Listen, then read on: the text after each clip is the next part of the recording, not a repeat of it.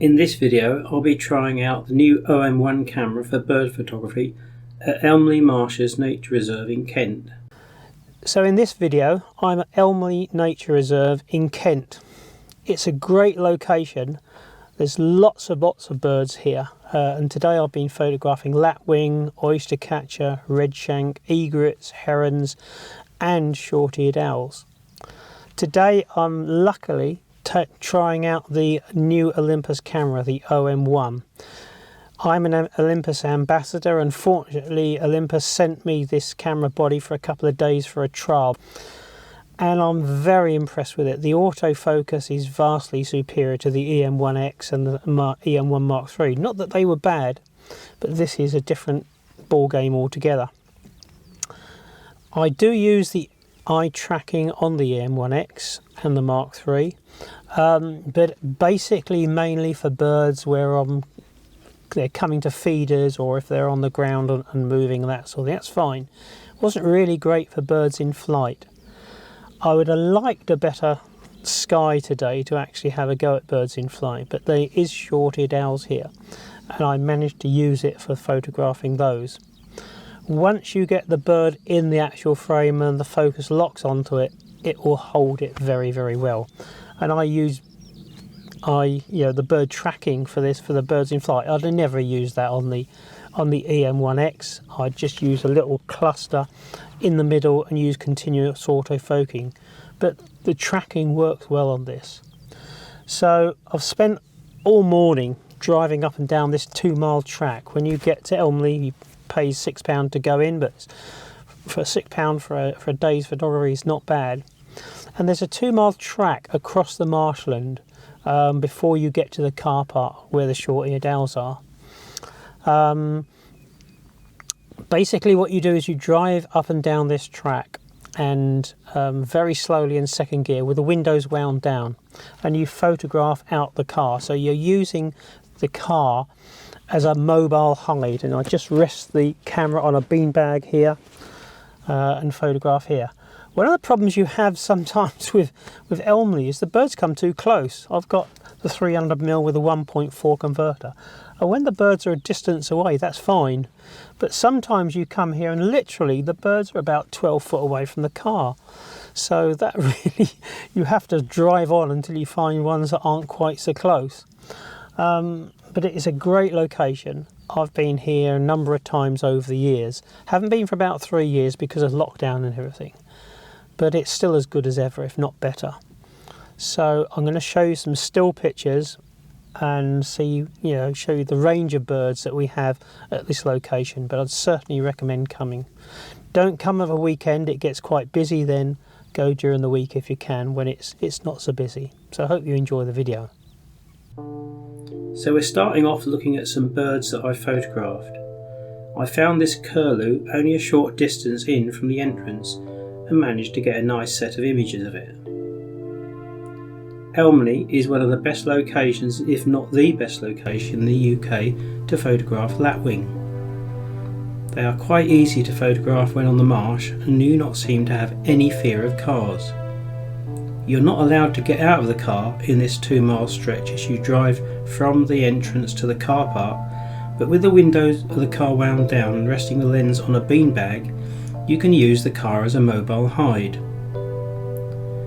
Photographing lapwing in flight is quite a challenge because they are quite acrobatic in their flight display, constantly twisting, turning and diving. I thought this would be a real challenge for the bird tracking on the OM1, and whereas I did not get 100% of the shots sharp, I certainly obtained a far greater hit rate than if I'd been using continual autofocus and a small cluster of focusing points. Unfortunately, the birds were doing their flight display a lot further away than I would have liked, and locking onto a small moving bird in flight is quite a challenge for any autofocus system. The new bird tracking on the OM1 did a far better job than my EM1X and the EM1 Mark III. That's not saying that the AF on those cameras is poor, it's just that with this OM1 it's vastly improved. These few shots are quite heavy crops, yet still look acceptably sharp. You will find birds to photograph all the way along the 2-mile track to the car park. Coots are particularly plentiful, as well as redshank. Although redshank are relatively small birds, they do come amazingly close, in fact too close on occasions. Another bird you might get the chance to photograph is Skylark. Although being quite a small bird, they do need to be reasonably close to the car to get a frame-filling image. I was particularly pleased with this shot of mating oyster catchers. I had been taking individual shots of both birds, and then the male started showing interest in the female. Although mating only lasts a couple of seconds, I managed to obtain a whole series of shots of this because of the 50 frames per second and continual autofocus. I found this heron fishing, and again the 50 frames a second continual autofocus enabled to get this shot of the heron as its head went down into the water trying to catch a fish. Unfortunately, it was not successful. It's best to drive along the 2-mile stretch with both windows of the car wound down. When photographing from the driver's side of the car, you can rest the lens on a beanbag, but if you see a bird on the left-hand side, you have to photograph it handheld. It's far better to have the passenger side window down than having to shoot through glass, although it can get a bit windy. A big draw for a lot of photographers is the opportunity to photograph short-eared owls. The best place to photograph these is near the car park. You will often see them sitting on posts or fences, although you will need a long lens as they are a distance away, although they will occasionally fly closer. I was using the 300mm f4 with the 1.4 converter, but still had to crop into the pictures.